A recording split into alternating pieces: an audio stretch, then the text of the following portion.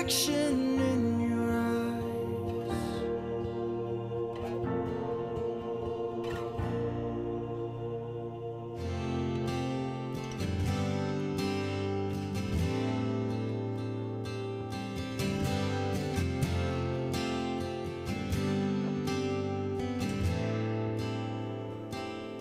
It's not just what you did, it's what you do. Not just how you move, it's how you move it.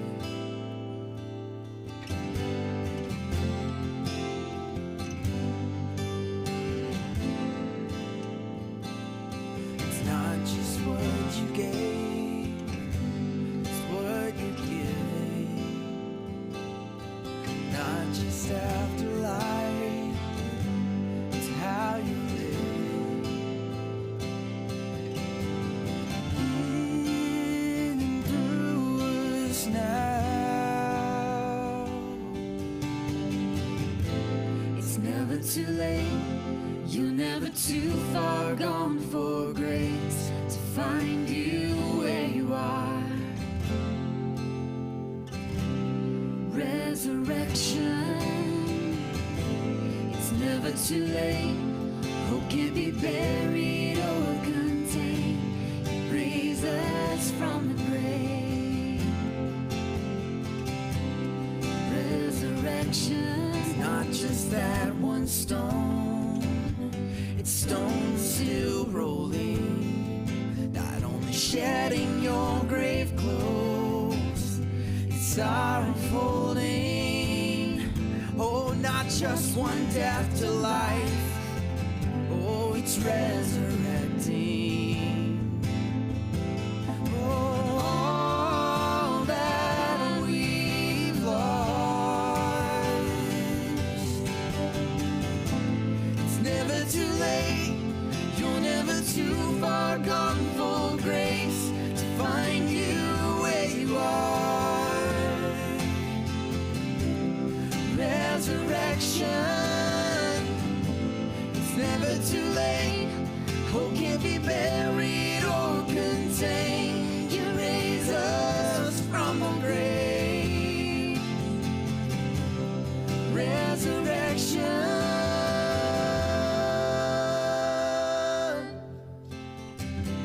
you say it's never too late.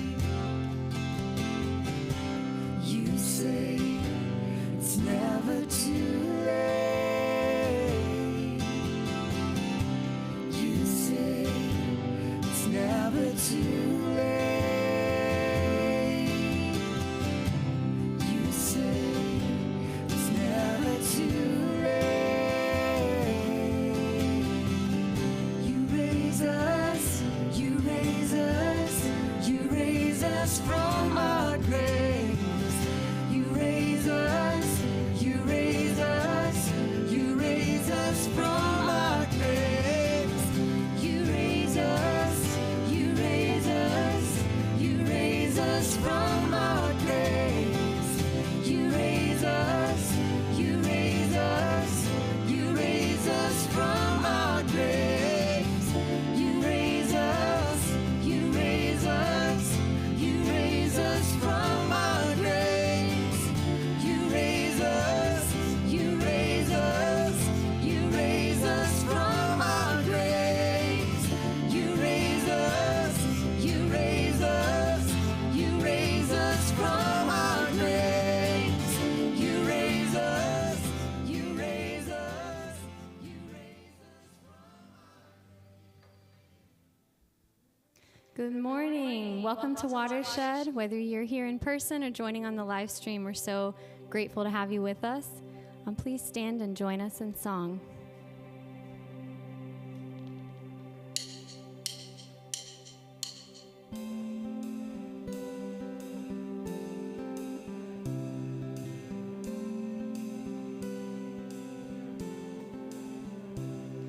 As long as we cling to the object of faith, there will always be louder voices calling our name, and the one we gave our lives to a long time ago, saying love the Lord your God with all your soul,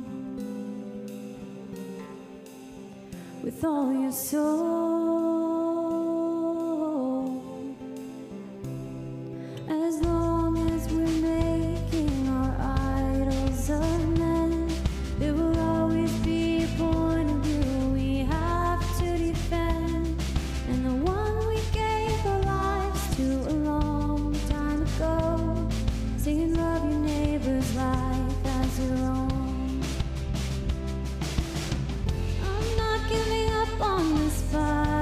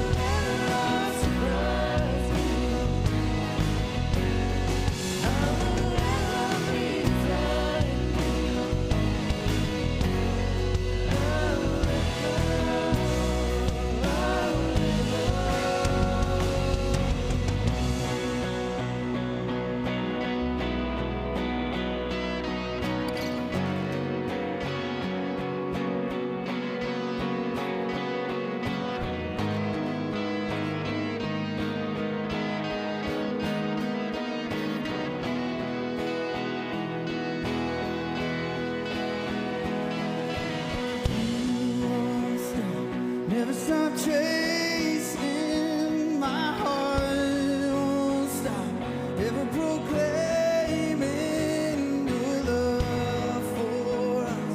There's no containing. Your love won't stop.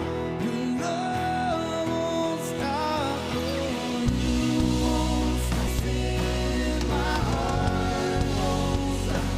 Never proclaiming your love for us. There's no containing. Love won't stop.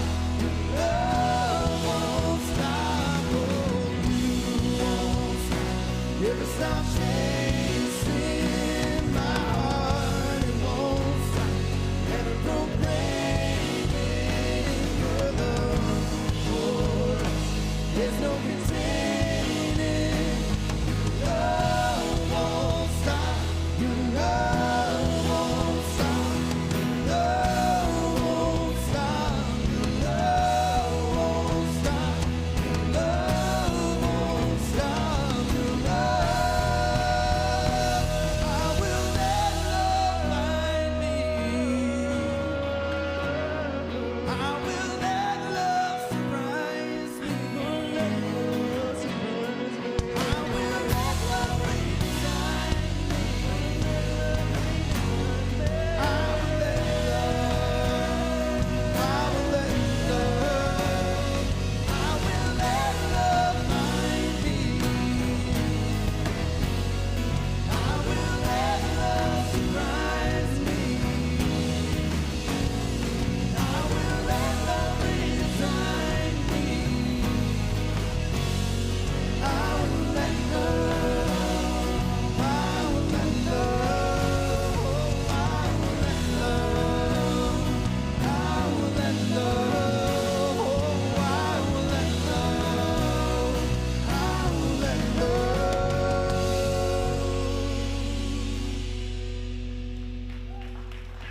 Thanks so much for singing with us. You can be seated.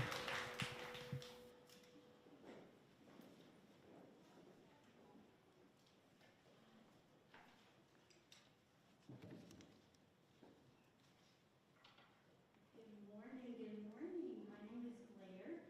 Oh, I think it disappeared. Maybe the rapture happened. We all got left behind here. I don't believe in the rapture. Welcome to Watershed. Which goes perfectly into our first few announcements that we have, because we want to share with you a little bit more about who we are. So there are 3 things that we have coming up. David, do you want to tell them more? I do. So the first thing we have coming up, well, they want to talk about that one first. So you should talk about that one. Oh, preface. It's like going on a second date with us. So this is like a first date, except there's like 5 or 6 of them. So they're good dates, though. Really good dates. So preface is kind of where you get to know us a little bit more. We go a little bit deeper. We tell you kind of more of who Watershed is. And there is one that is coming up March 8th, and it'll start 7 p.m. And it is in person. So all you have to do is take a picture of this QR code and tell us that you're coming. Childcare is provided, and if in-person doesn't work for you, let us know, because we might be able to do something about that. So the second thing, and this gets into just a wee bit of controversy, the second thing actually starts this week. It is called Liberation, topic, sex, Why did you get to talk about this one? because I'm helping lead it with this beautiful human right here, and another beautiful human who's not here, Doctor. I like saying that, Dr. Sarah Steinbacher. It's going to be awesome. We stuck that word topic in there just to create a buffer between the idea of liberation and sex, because if we just said we were having liberation sex, people might be offended. Not as offended as what's coming in a moment, but it's going to be excellent. We are going to be talking about those 2 things together at the same time. Exploring the intersections of justice, spirituality, sex, and gender. So sign up. It's going to be great. QR code thing works again. We also have an app. I am so caffeinated right now. And I'll just keep going then, because like I said, the thing that's going to offend you more, supposedly, I've been told, is this next picture. That's not it. There it is. There it is. There it is. Yeah. So, and it's not the. It's not the... Wait. Can I just tell a story Yes, real sure. fast? Okay. So we've been doing a Black History learning moment, and the kids from Greenhouse have been coming in to do it. And I had no idea that this picture was up here, but I brought them in just like I have 3 of them up here with me right now. And this picture popped up, and the one sitting on my lap said, "Miss Blair, why did they pick this picture?" It was a little bit disruptive for us over in the greenhouse stool over there. Apparently it's been disruptive for grown-ups as well. I've scandalized all of you by showing a famous painting. Anyway, Atheism for Lent. You guys need to be having more fun. I should not be the person having the most fun here this morning. Think of it as a competition. The more fun I seem to be having, rise to meet me. So this is going to be important later because I'm going to be back up here. No, Atheism for Lent is an incredible experience. It's going to be curated or sort of facilitated by me, but it's an experience produced by theologian and philosopher Pete Rollins that explores the intersection of belief and unbelief. It is not like trying to convince you to be an atheist, but rather it is an exploration of what emerges spiritually when we kind of explore both sides of what it means to believe. It's going to be a lot of fun, I promise you that, and you should sign up for it. It starts the first day of Lent, which is starts March 1st, which is the day before the first day of Lent. So sign up for that. That feels a little bit atheist to start the day before Lent. Is that on purpose? I just want to just continue to scandalize all of you with all of my decision making. You're not having enough fun yet. Perfect. The next thing that we have coming up is actually this Saturday, and it's funny that this landed on me because this is David's world, but it's the Shed Students Hangout. So if you have teenagers, high school, middle school, then this Saturday is the day that they get to have fun together. We've used the word fun a lot. Yeah, it's going to be fun. They're going to have a lot more fun than all of you are having. So. Yeah. There's going to be free food, free games. I was going to say free love, but I'm not going to say that when it comes to students. Free food, free games, and lots of free fun. So they can sign up for that starting now. Sweet. And then this coming Sunday, we are actually kicking off a new series. It's called This Old Soul, kind of like this old house. And it's upcycling faith, sparking joy. How many of you see Marie Kondo? Is it just me? That's my favorite show. Apparently it's just Blair. I saw Rochelle. I see you. I see you. So we are kicking that off this coming Sunday. And I'm really excited about this series because this is something where we have listened to the questions that you all have about traditions, doctrines, beliefs, things that maybe you grew up with in the church. So we want to take it and kind of dissect a little bit of that and maybe rebuild something that makes more sense to us now after being disrupted by maybe anything that we've come in contact with. Pete Rollins there's a quote that he uses whenever it comes to deconstruction, and he says that it's kind of like taking all the furniture out of your house, and then you slowly put back in what you want to keep. And so that's what I think about with this, is actually being able to renovate and kind of upcycle things, and it's going to be exciting because it's inside, so you really don't have to do any physical labor. There you go. That sounds fun, right? Yeah. So last thing, and then I'm going to leave, and you all can, kind of step your game up, and then I'll be back. But last thing is, as always, we want to just express our appreciation for the ways in which you invest quite literally in this community. As we've kind of come into this new year, we've framed things according to Reoccurring Giving, talking about that this goal that we have of approximately 5 new reoccurring gifts of approximately $100 a month. First off, congrats, y'all nailed that. If you want to have even more fun than we're already having, we could maybe exceed that by next week, but no pressure. But really crucially, what Reoccurring Giving allows us to do is it allows us to make plans.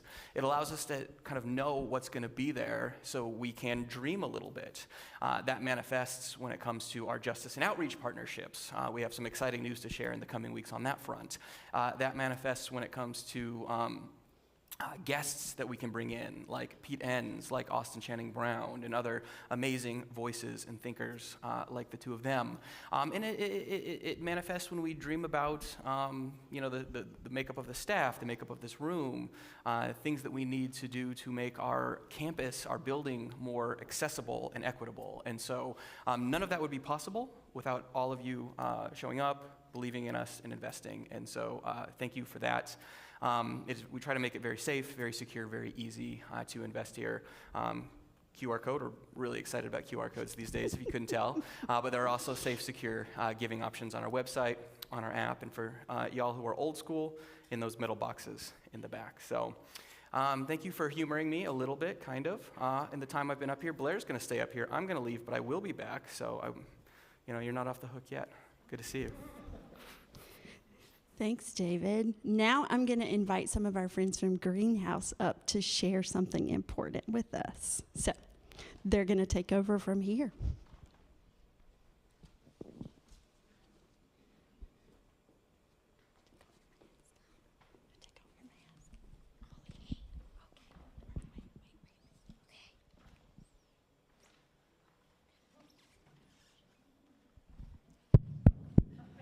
Is this thing on? My name is Jordan. And I'm Tucker. I want to teach you about another black inventor. His name is James West. Want to know what he invents? Well, let me tell you a riddle, and you can figure it out. And you will figure it out.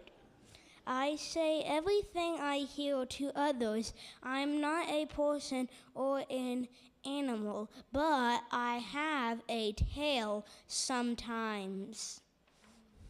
What am I? A microphone. Thank you, James West, and Happy Black History Month. the end. The end. That's my life. Good job.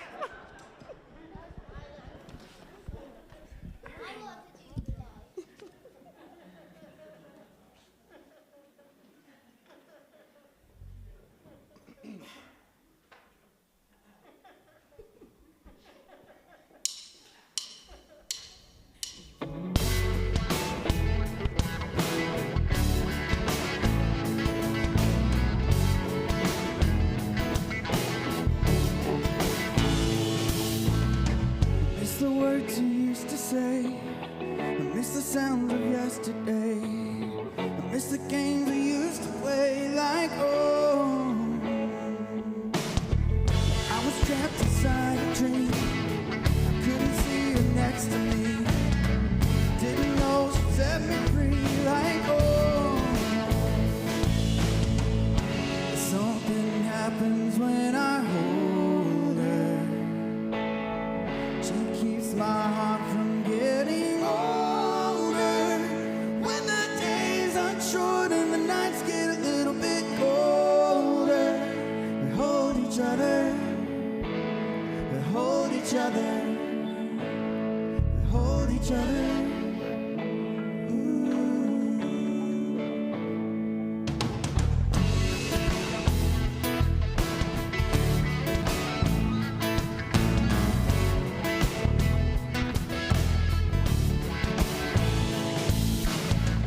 Everything is different now.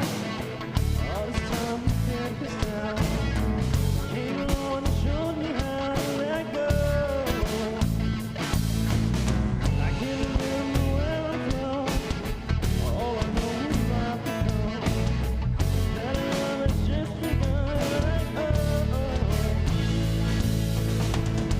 Something happens when I hold her. He keeps my heart from getting broken. When the days get short and the nights get a little bit frozen, we hold each other. We hold each other. We hold each other.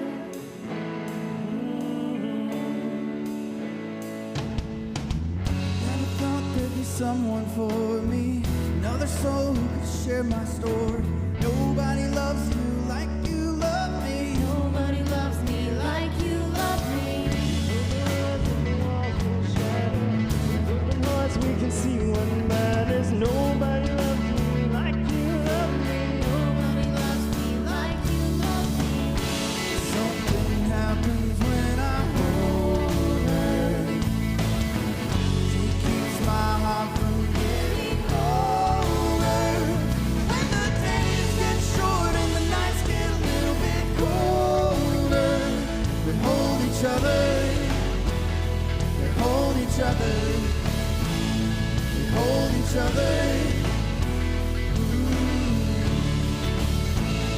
We hold each other. We hold each other. We hold each other.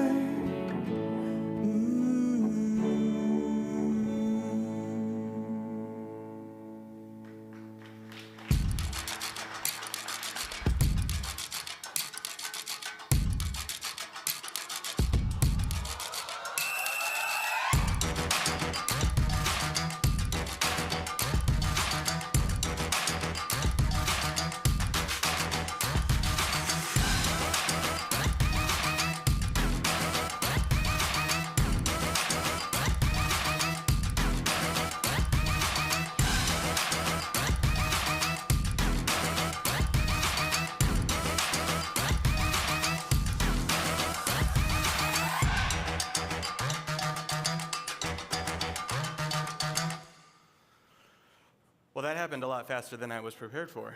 I was in the back, and I was like, oh, wow, we're already to the part where I come back.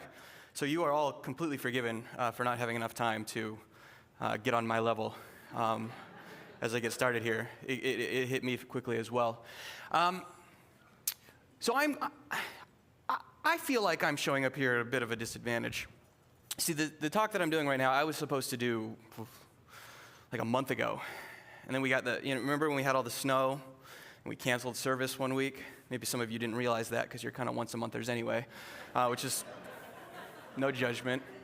But we did that, and so I got bumped to the end, which means I think I was going to be like week 2 or something, and now I'm following Blair and Sean and Cedric and Kim and Tommy, and I know I was like kind of there for Kim and Tommy, but that wasn't super consequential. It's kind of not fair, right? And now I'm following Jordan, who was just up here, and I feel as if I'm being set up for failure, which kind of by extension means y'all are being set up for failure, so be gracious with me. The other tough thing here is it's a relationship series. I'm supposed to talk about love. And I'm an Enneagram 5. And if you're not, someone gets it. Yeah, if you're not familiar with what that means, it means that my relationship with emotions is strained. I don't experience them kind of directly all the time. My contention, it's controversial, is that actually as a 5, and if you're a 5, you can probably affirm this, it's not that I don't feel emotions. It's that I feel them so unbelievably proximate, so oppressively weighty that I've developed an overactive mind in order to keep them at bay. And so, in addition to showing me grace, because I am not any of those people who spoke before me who are excellent and awesome, show me grace as well, because I'm having to overcome the best parts of myself in order to be authentic with you this morning. Because here's the thing, it turns out that it's rather difficult to come up with something original to say about love. So I decided to say something non-original. I decided to steal something from one of my favorite television shows, Fleabag. Hopefully some of you have seen it. It goes like this.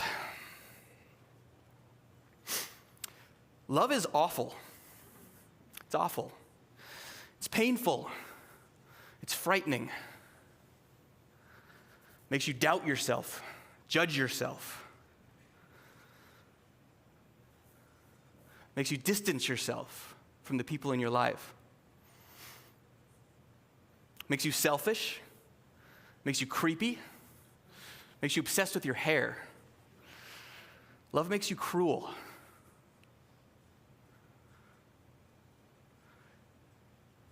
Love makes you say and do things you never thought you would do. It's all any of us want, and it's hell when we get it. And so it's no wonder that it's not something we want to do on our own. I was taught that if you're born with love, then life is about choosing the right place to put it. People talk about that a lot. It feeling right. If it feels right, then it's easy. But I don't think that's true. It takes strength to know what's right. And love isn't something that weak people do. Being a romantic takes a hell of a lot of hope. What I think they mean is when you find someone you love, it feels like hope. If you take nothing else away from me this morning, this is me talking now, not Adam Scott and Phoebe Waller-Bridge. If you take nothing else from me this morning, watch Fleabag.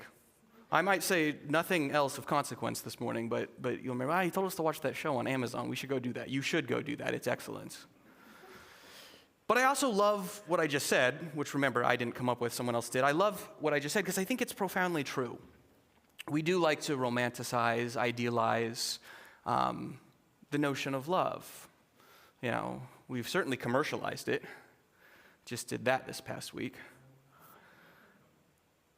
But when push comes to shove, I think love is a lot messier than we often like to think.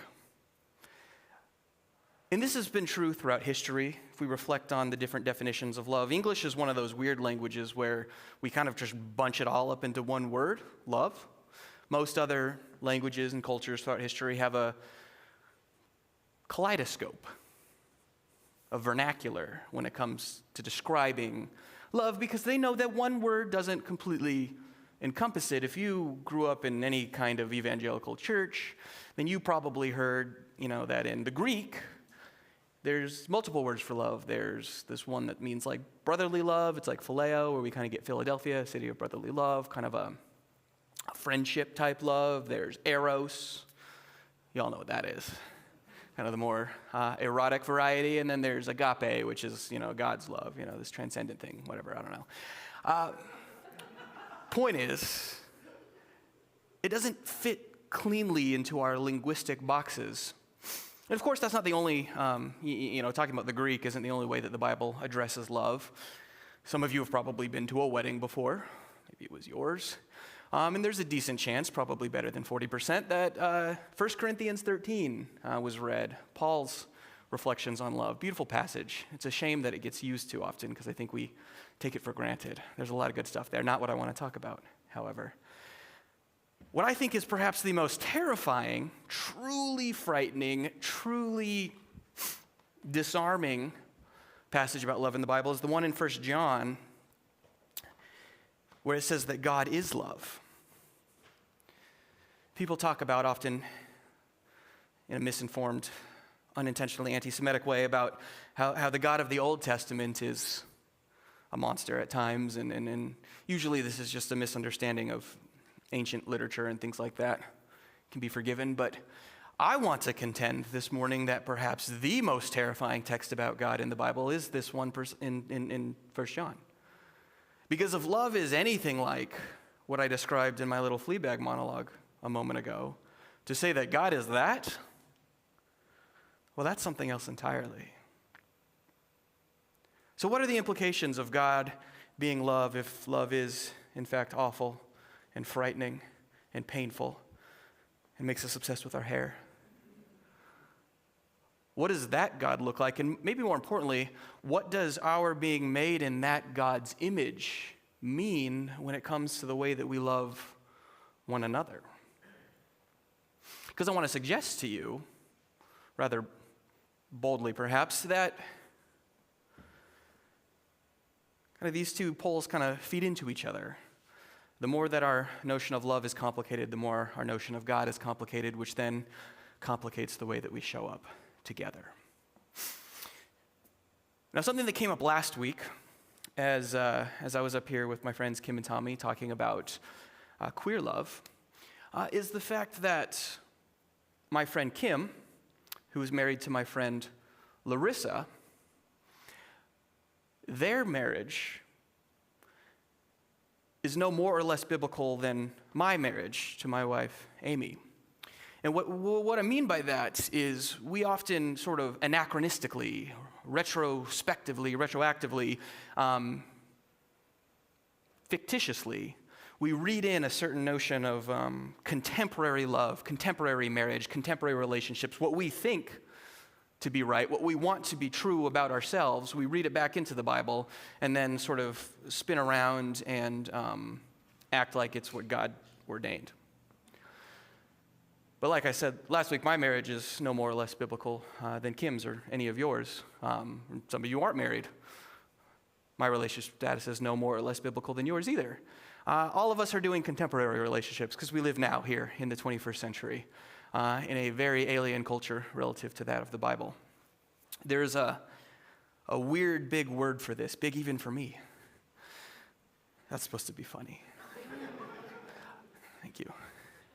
The word is simulacra. It means it's something that is fake. It's fictitious that we then mimic in real life, thinking that it was true at one point. That's a bad description. I'll try to do better. Maybe a good example of this is kind of the source of what we understand romantic love to be these days.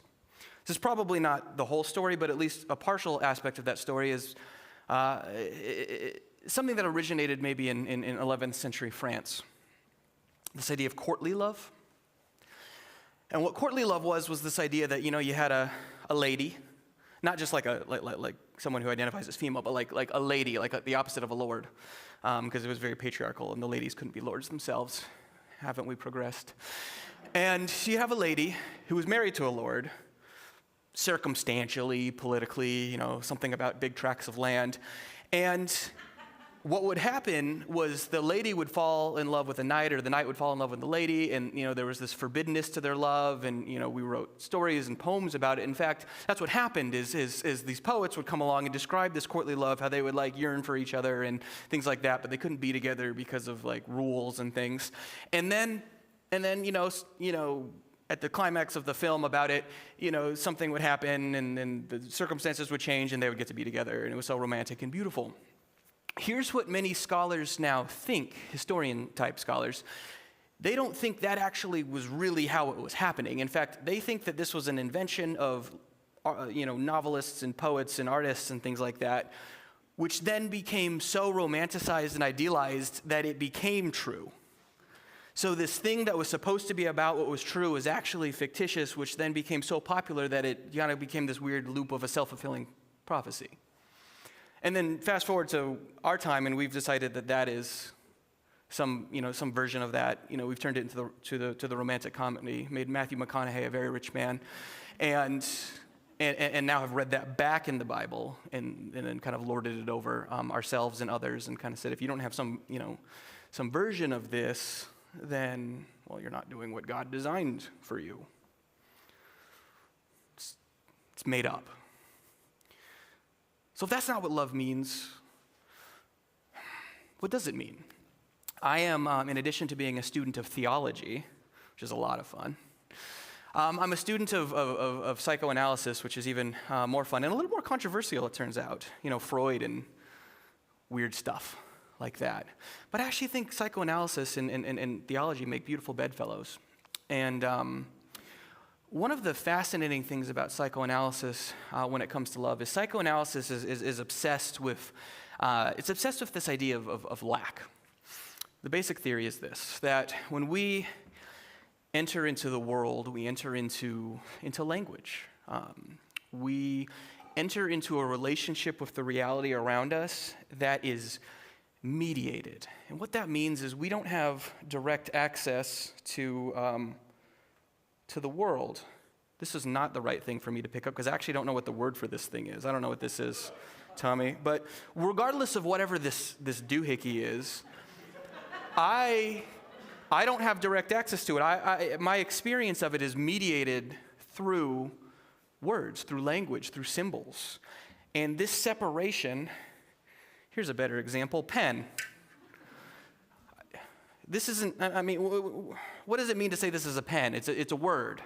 The word is doing its best to approximate, and even in doing so, it's kind of just ruling out other words. By saying this is a pen, I'm saying it's not an apple. I don't think I'm making sense, but I'm just going to press forward. The point is that because we experience the world symbolically, we have this sense of distance, this alienation between us and the world, most crucially a kind of alienation between ourselves and others, the people in our lives. We experience it as this desire, this longing to fill something at the core of our being, and so we identify objects. This is where we get the notion of objectification. We identify objects. Sometimes those objects are people that we believe will satiate, satisfy, fill our lack. I made a reference to this a number of months ago. The Donut Repair Club. It's this cheesy Christian thing that I grew up watching. None of you had heard of it, which blew my mind. Made me feel as if I lived a very sheltered childhood. But the point of it was, the illustration was you had a donut, and then, this was meant to represent you, and the hole in the middle of the donut was like you without Jesus, and Jesus was the donut hole, and now, you feel it? No one really puts donut holes in the middle of donuts, in my experience, and so I think it was a bad metaphor. Now we're having fun, thank you. But the point, I think, was actually profound, this idea that we are constantly searching for the thing, and the thing is usually the person, to fill this primordial kind of fundamental gap that we fill. And so, what I think I want to say about that is that I think we get it a little wrong in our approach. And so I kind of want to say three things about this notion of love and lack, kind of building off a number of things, building off this psychoanalytic idea of lack, building off this completely fictitious notion of romantic love that many of us have adopted, and building off this terrifying claim in the book of 1 John that God is, in fact, love. So three things. The first thing is that I think that all of our attempts to domesticate love, and there are many examples of that throughout human history: monogamy, non-monogamy. I think monogamy and non-monogamy kind of encompass all of it, but then of course, those things have taken, monogamy, marriage, like I've already intimated. Marriage has meant 72,000 different things over the course of human history. And then, as some of my good friends could tell you, within the broad spectrum of non-monogamy, you have lots of new words that many of you are currently unfamiliar with, but which we plan on educating you regarding in the near future. So all of these constructs, all of these ways of showing up in relationship with one another, are an attempt to domesticate the gravity of love that I think those words from the Emmy Award-winning show Fleabag, I think, capture so poignantly. And they do so unsuccessfully. Oftentimes when one version of this domestication, in our culture it's usually monogamous heterosexual marriage, when it becomes too rote, when it becomes too commonplace, too taken for granted, that's when we often begin to feel as if it's become oppressive, and in many instances it probably has, and that's when something new, something real, something excellent breaks forth, and really all that's happening is it's a betrayal of sorts, a betrayal of the reality that, try as we might, we can't ever fully domesticate love, because, and I think this is what the passage in 1 John gets at, is there is something transcendent about it. There is something infinite about it. And that infinite thing, whatever it may be, is actually, I would argue, deeply related to this notion of lack, this notion of loss that is at the core of our beings. More on that in a moment. Because what I think is going on with these attempts, these failed attempts at domestication, is a navigation of sorts. A navigation, this is the second thing, a navigation amidst the relationship between love and something else that is very, very close to love, fantasy. And I've said some version of this in the past, but like I said, you once a monthers probably weren't here, so this will be you hearing it for the first time. But what fantasy does in relation to love, fantasy does this. I'll put it this way. Fantasy takes the thing, remember, the thing that we think is going to fill our lack. It takes the thing, the object, the person, the job, the relationship, the iPhone, whatever. It takes it and it says, this thing, I'll use my phone as an object lesson. People are texting me. This thing is not that. I want the thing that I think is going to fulfill me. You can fill in the blank for what it is, all of you know. But when I get it, this thing that I've been desiring, this thing that I've been fantasizing about, this is not that.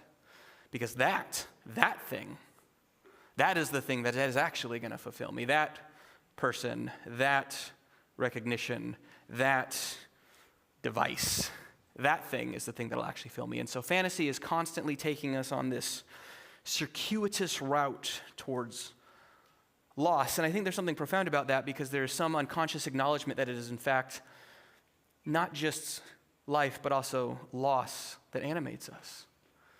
Which is why we can't ever entirely escape fantasy. The challenge is orienting ourselves responsibly towards it.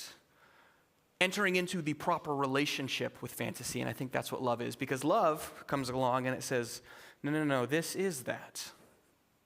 And hopefully some of you have found something more profound to love than your iPhone. Because what's going on with love is another big 50-cent word called sublimation. It's taking this thing, this imperfect thing, this messy thing, this broken thing, this lacking thing, and saying, no, this thing, this person, perhaps. And for many of you, this person should hopefully be you, at least at some point in your life. This is that. It's elevating the finite to the level of the infinite. And so if monogamy, non-monogamy, marriage, coupling, what is that thing that Chris Martin and Gwyneth Paltrow did? Ethical decoupling, I don't know, whatever. All of these attempts are attempts to domesticate the fires of love. Then love itself is an attempt to humanize the pitfalls of fantasy. Building off that further, this is point 3, and I think this is the most profound and scandalous and most important thing that I could possibly say about love this morning, is that it doesn't work. It doesn't work. And I don't mean that cynically. This is where hope comes in. This is what the priest, the hot priest, he doesn't actually have a name in Fleabag, he's just literally labeled on the credits as hot priest. This is what the hot priest meant when he said that when you find someone you love, it feels like hope.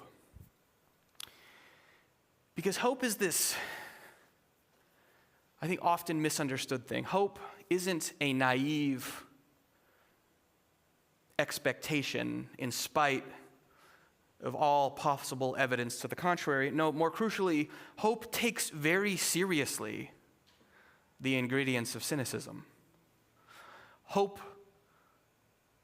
welcomes that doubt, that pessimism, that struggle into its existence, into its constellation of being. Hope says, no, bring it all on. Nevertheless, hope is very foolish in that way.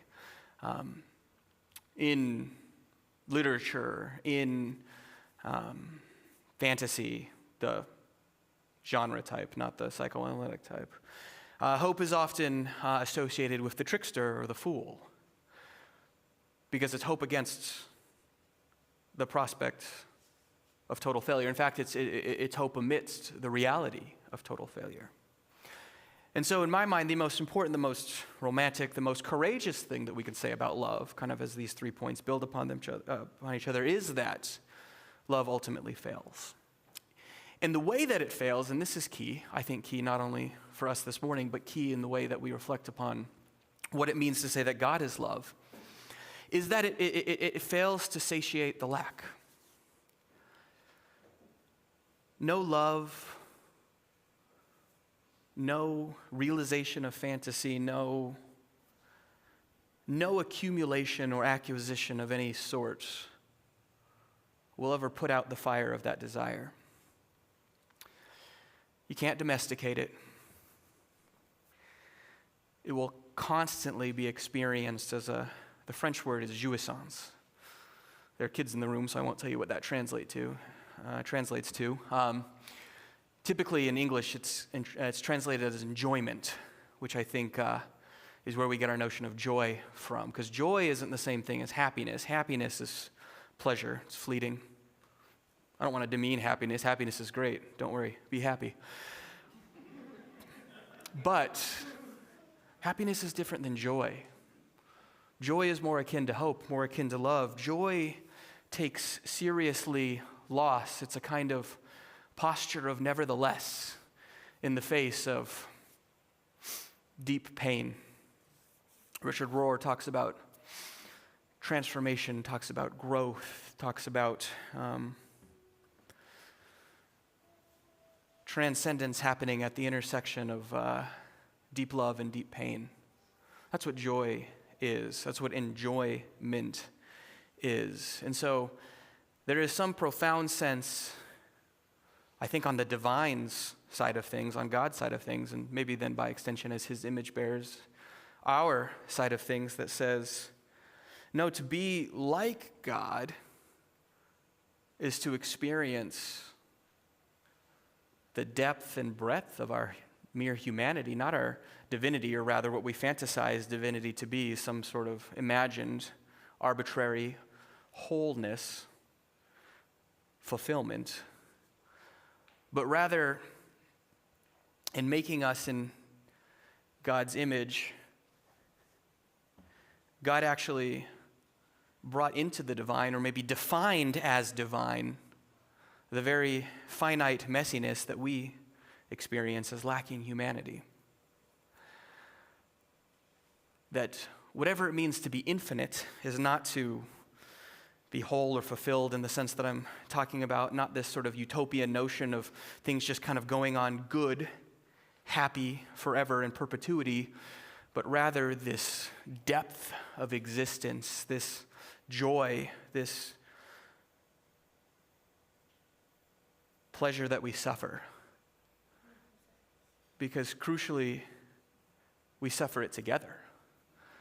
There's maybe a sense in which we can't be together, we can't experience one another without this joyful, hopeful, beautiful pain that's called love.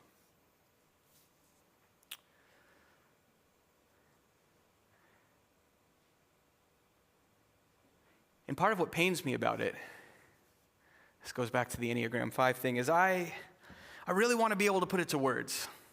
I really want to be able to create a systematic taxonomy for you, to give you terminology, imagery, charts and graphs, concise and precise definitions that illustrate for you what I mean. Because I see it here and I feel it here, but the moment I go to utter it out loud, I feel like I sound like a crazy person.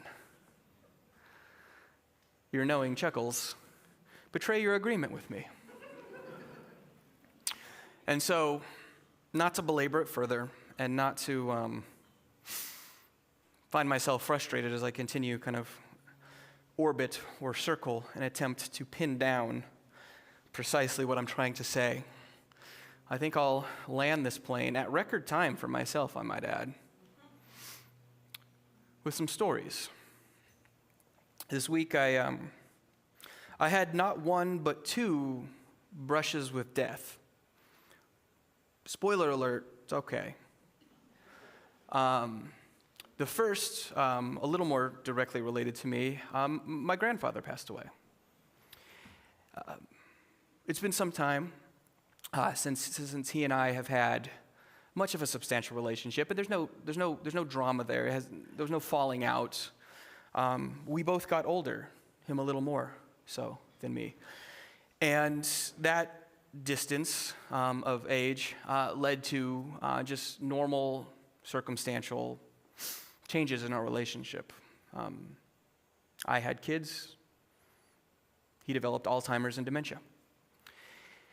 And so it's been 6 or 7 years at this point since we've had a conversation. And even before then, my grandfather is a simple man, and I don't mean that disparagingly. He lived a good life.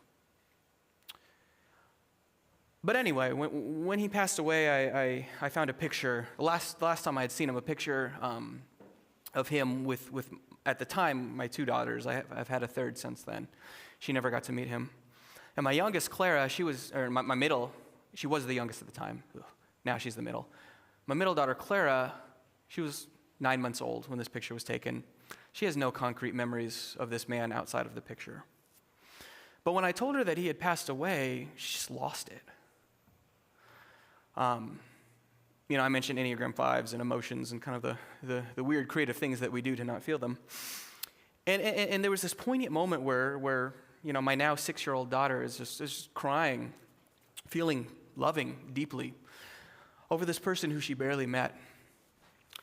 And I didn't want to trivialize what she was feeling because but I couldn't help but laugh, smile almost. It was kind of beautiful to me. I was getting to experience a kind of grief vicariously through her. I don't know what love is exactly,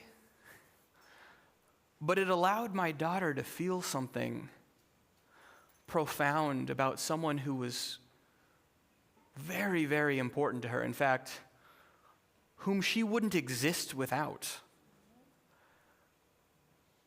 who she almost didn't know at all. A little later in the week, I was running, something I do now. I've been made fun of for saying that. I don't know why. I run the same route every day. And along that route is a little memorial. Sometime before I moved into this neighborhood, something tragic happened on this road. I don't know what it was. Someone's child, someone's daughter passed away. I'm assuming there was an accident of some sort. And I literally pass this every day. And there's a sign, I think, at the beginning of the road that has her name on it. So I see it. I see it almost too frequently to the point where I take it for granted. But this week, and I've been doing this run on and off, more on lately than off, for the better part of 2 years. This has never happened to me before. This week, I think our parents were there. They were changing out the flowers. I run to turn off. I run to turn my brain off, which is very hard for me to do. It's an escape. And in this encounter, I didn't stop. I didn't know what to think or see or feel or say at the moment, so I just awkwardly nodded, kind of saluted, whatever this is, kept right on going. But it stuck with me. To say that God is love, to say that love is God, to probe the divinity of this messy, frightening, painful thing that we yearn for, struggle with, experience together, this thing that aligns our lack with another person, that invites them not to fill it, but to hold it with us. When it comes to this girl and her parents, love couldn't hold off death, but death couldn't extinguish love. And in some sense, it keeps her alive long after she's been gone. I don't know what to do with that beyond just saying simply that we've commercialized love to our detriment. It's not this thing that fills us. It's not this thing that makes us whole, that makes us satisfied. It's not this thing that saves us, at least not in the sense that we typically think. but it is the thing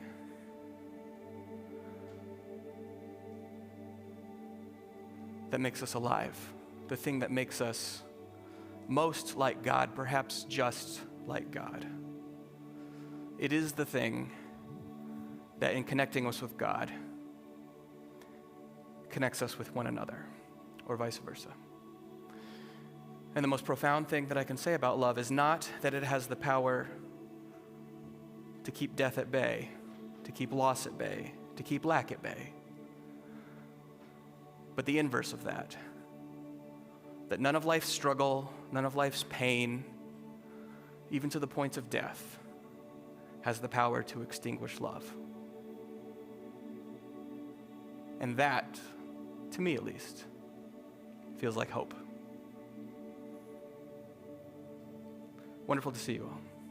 Grace and peace.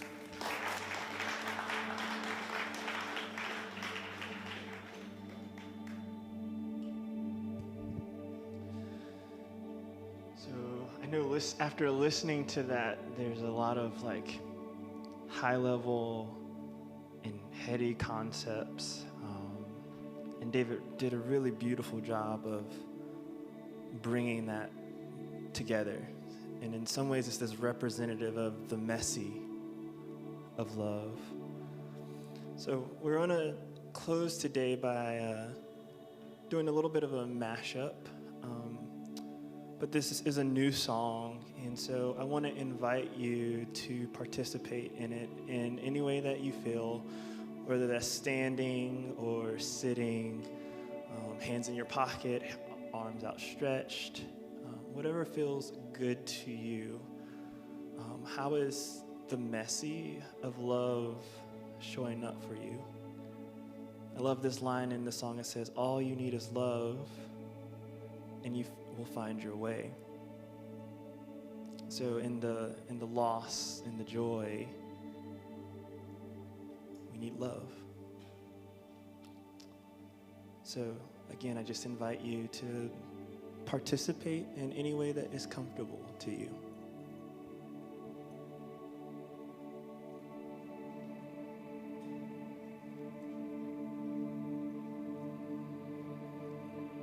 All you need is a love.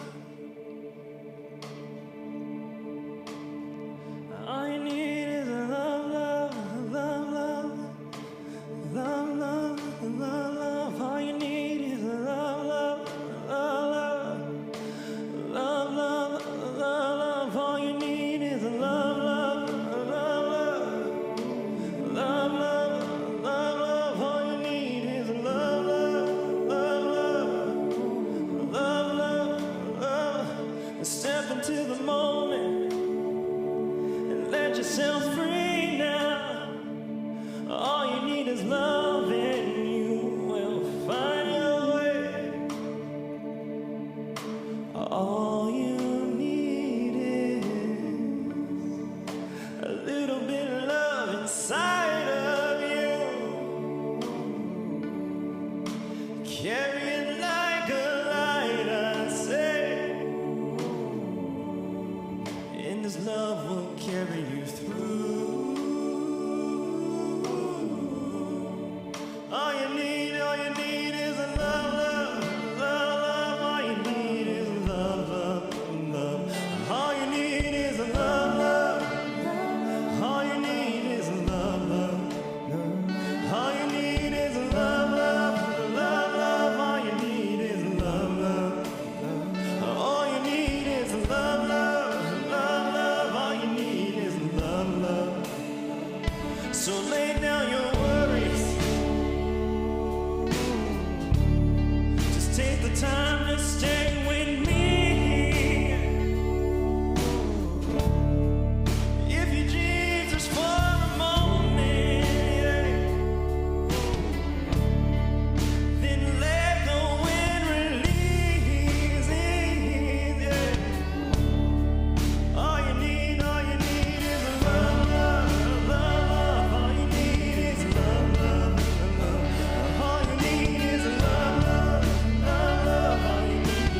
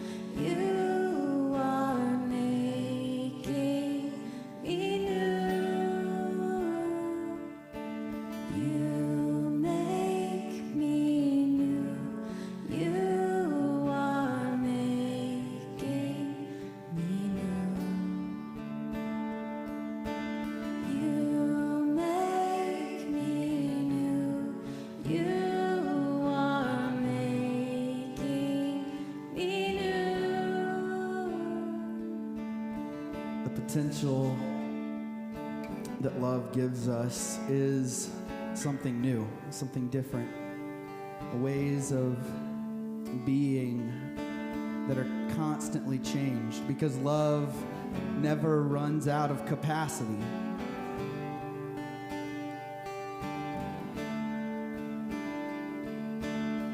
There's no space in which we can't have access to and we can't give more love. And so it's constantly changing us. It's constantly making us new. And so our prayer this morning is that love would change each and every one of us, that it would change the parts of us that are unloving, the parts of us that are closed off, that would change the way we interact with others, that it would change our communities, our church, our world. And for us, all it takes is openness. It's there. We all have access to it. That phrase David said at the end, that if God is love and love is God, then it's all around us. It's in us. It's through us. We just need to open ourselves to it. Thank you so much for being here this morning. We love you. So glad that you're here with us, experiencing all this together. Hope we'll see you next Sunday. Have a lovely week.